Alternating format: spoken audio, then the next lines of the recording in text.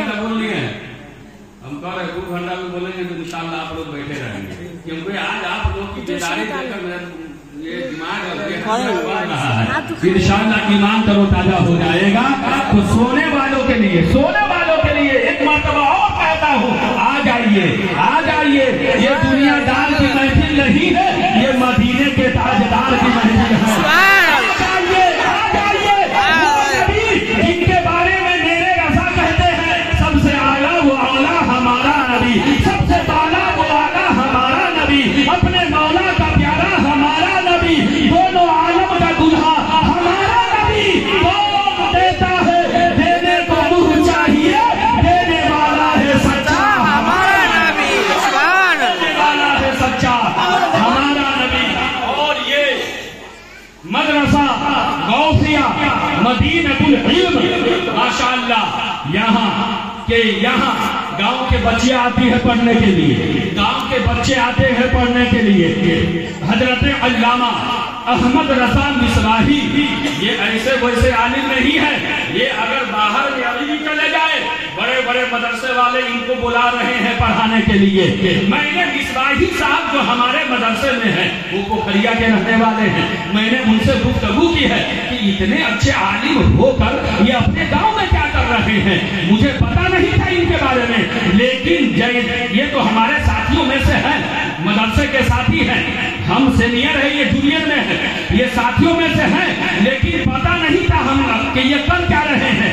हमने मिसबाही साहब से पूछा, उन्होंने कहा हजरत ये अपने गांव में बच्चे और बच्चियों को तालीम दे रहे हैं। सुभान अल्लाह, मैंने कई जगहों पर देखा है गांव के आलिम जो है गांव में काम नहीं करना चाहते हैं, लेकिन ये अहमद रजा मिसबाही है जो ये अपने दिल में दर्द लिए हुए हैं, हमारे गांव के बच्चे हाफिज़े कुरान हो जाए, हमारी गांव की लड़कियां जो है बहारे शरीयत पढ़ ले, फतावा रज़विया पढ़ ले, नूरुल रिसा पढ़ ले, ये मसाइल के किताब कानून शरीयत पढ़ ले, ताकि हमारे गांव के बच्चे और बच्चियां बाहर जाए तो लोग इनकी तारीफ हो तौसीफ करे।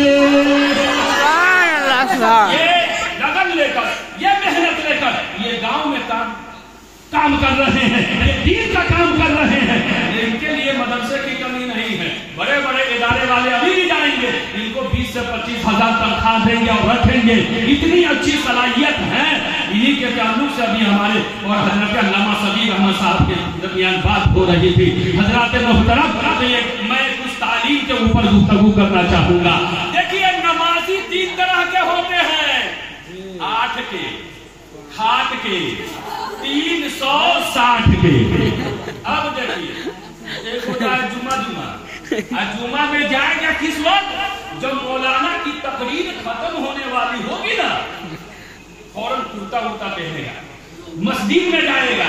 हम एक जगह की बात कर रहे हैं, इतनी जल्दी में एक आदमी आया जब कुर्ता उल्टे पहन के आ गया।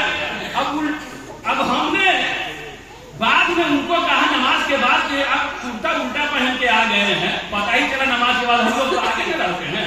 अच्छा, ये बात ये बताए, बहुत मैं एक पॉइंट की बात कर रहा हूँ, जो जितना मर्तबे में ऊंचा होता है उनका मकाम उतना बुलंदो वाला होता है, और जो जितना ज्यादा पढ़ा लिखा होता है उनकी तनख्वाह उतनी ही ज्यादा होती है।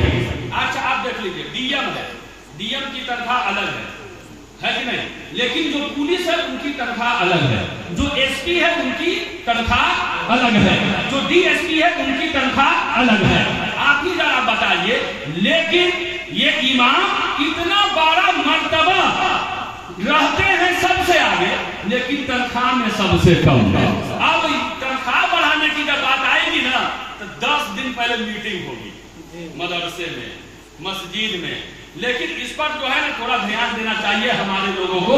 इस पर गुफ्तगू न कर मैं इस टॉपिक पर आता हूँ, ये इल्मे दीन। तो मैंने क्या कहा, नमाजी 3 तरह के होते हैं, वो भी जुमा में जाते हैं। मौलाना जब खुतबा के लिए लेना सलाउद्दीन साहब है ना, अब 5 मिनट अगर ज्यादा तकरीर हो गई मौलाना की, तो वही लोग आएंगे जो 2 रिकात पढ़ के भागते हैं। वो लगता है जुमा में 2 ही रकात है, उनको ऐसा ही महसूस। आपकी बच्चियां पढ़ती हैं, उनसे पूछ लीजिए, औरतों पर तो जुमा की नमाज वक्त की नमाज पढ़ेगी। उनसे पूछ लीजिए बेटी